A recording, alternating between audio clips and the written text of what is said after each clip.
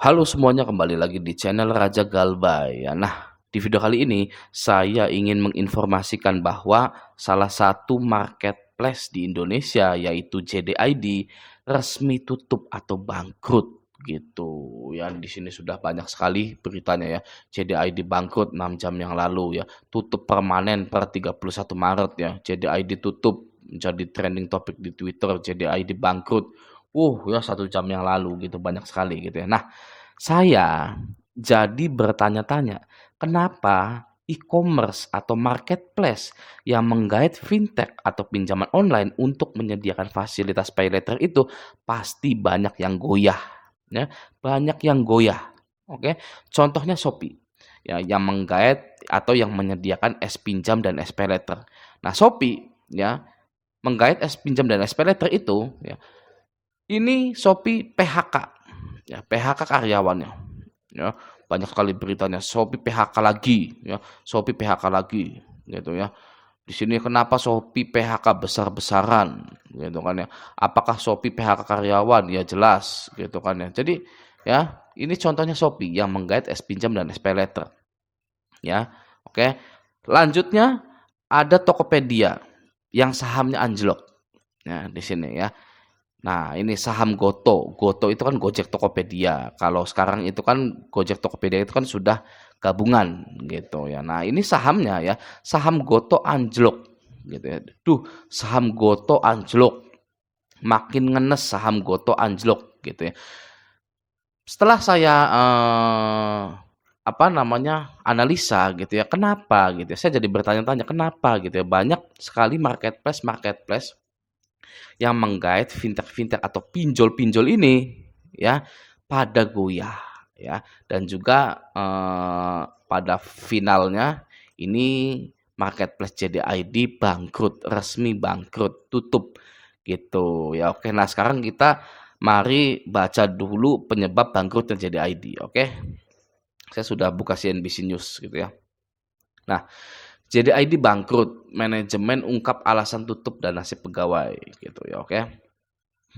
Di sini JDID akan mulai tutup layanan di Indonesia per 31 Maret 2023 mendatang. Sementara untuk pemesanan terakhir dilakukan sampai 15 Februari 2023. Nah, Head of Corporate Communication and Public Affairs JDID Setya Yuda Indraswara mengatakan tutupnya layanan di Indonesia merupakan keputusan strategis dari JD.com gitu ya.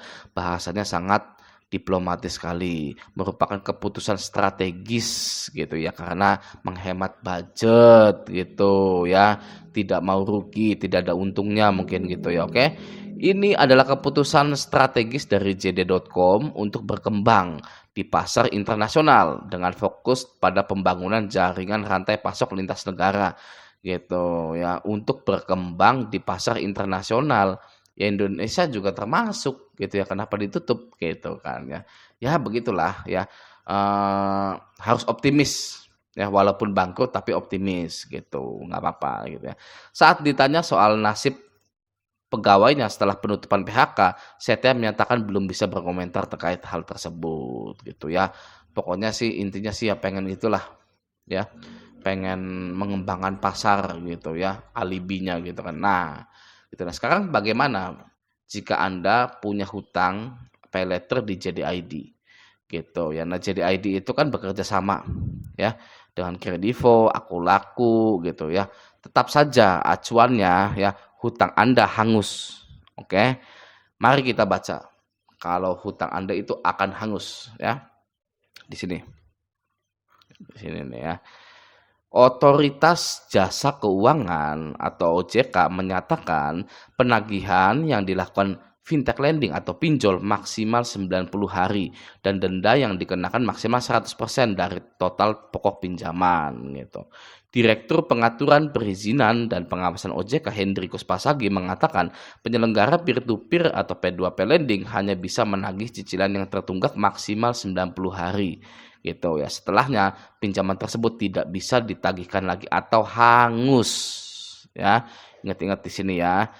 Nih, Hendrikus Pasagi, orang OJK itu mengatakan penyelenggara pinjol atau perusahaan pinjol hanya bisa menagih cicilan yang tertunggak maksimal 90 hari.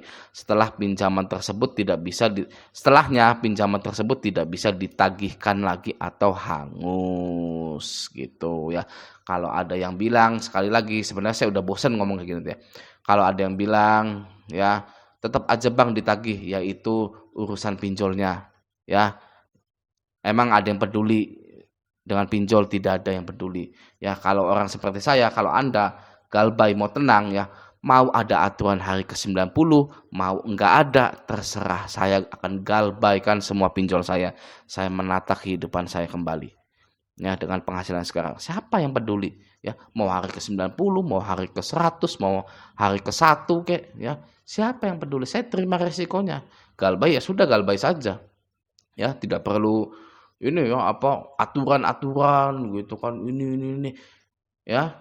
Sedangkan ya Hendrikus Pasaginya saja sudah itu ya, sudah mengatakan dari orang OJK-nya sudah 90 hari ya, utang tidak bisa ditagihkan lagi atau hangus. Ya sudah, ngapain pusing-pusing lagi? Ngapain pusing-pusing ya dengan penambahan kalimat ya 90 hari nanti akan dilimpahkan ke pihak ketiga. Itu bodoh amat ya.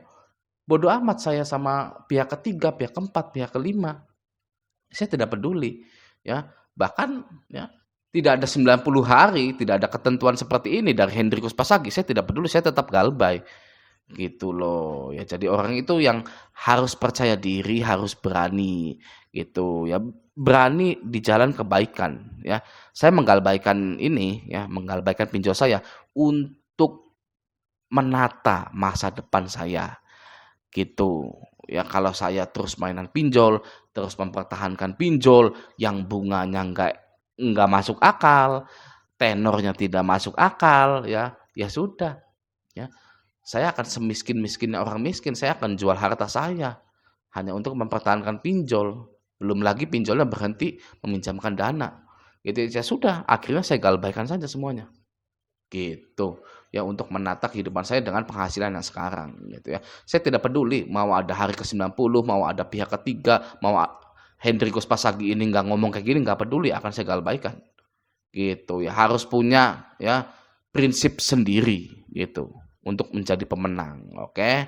Nah, di sini juga ya di dalam website ini dalam POJK 10/2022 sebagai dasar hukum pinjaman online tidak mengatur secara eksplisit terkait tenggat waktu tagih penyelenggara pinjol ataupun ketentuan bahwa pinjol hanya boleh menagih dalam waktu 90 hari dan selebihnya hangus gitu ya. Oleh karena itulah semua aturan yang ditetapkan oleh OJK harus dipatuhi ya, oleh semua fintech atau pinjaman online. Di sini aturan yang disoroti adalah aturan tentang larangan untuk menagih pinjaman online ketika sudah terlambat lebih dari 90 hari. Jadi masa pinjol menagih utang Anda itu maksimal 90 hari gitu ya. Nah, di sini ya kalimatnya gini ya. Oleh karena itulah semua aturan yang ditetapkan oleh OJK harus dipatuhi oleh semua fintech atau pinjaman online. Di sini aturan ya, aturan loh ini ya. Aturan yang disoroti adalah aturan tentang larangan untuk menagih pinjaman online ketika sudah terlambat lebih dari 90 hari. Gitu. Itu sudah aturan 90 hari gitu ya. Kalau ada yang bilang itu saya nggak peduli. Ya, saya tidak peduli mau dia nagih lagi pihak ketiga, pihak keempat, terserah. Oke ya gitu ya. Nah bagi Anda yang masih cemas-cemas, khawatir akan didatangi DC lapangan gitu kan ya. Anda nggak usah cemas karena Anda tidak sendirian gitu ya. Hadapi saja, lalui saja gitu ya. Terima resikonya. Oh saya minjol gitu ya. Ya sudah ya, saya sudah dewasa ya kan. Saya terima resikonya gitu loh. Ya kan. Gimana kalau saya nggak mau menemui DC lapangannya? Boleh, ya, boleh-boleh saja. Itu hak-hak Anda, ya, hak Anda, ya. Tidak ada aturannya dalam POJK sekian, ya. Tidak ada aturannya yang menyatakan bahwa Anda harus menemui DC lapangan, tidak ada sama sekali, ya. Jadi apakah Anda boleh ya sembunyi dari DC lapangan? Boleh, ya. Boleh, ya bahasanya bukan sembunyi lah, males gitu ya, males nemui DC lapangan, wong nggak ada uang, ya. Buat apa DC lapangan itu ke rumah saya, gitu kan ya.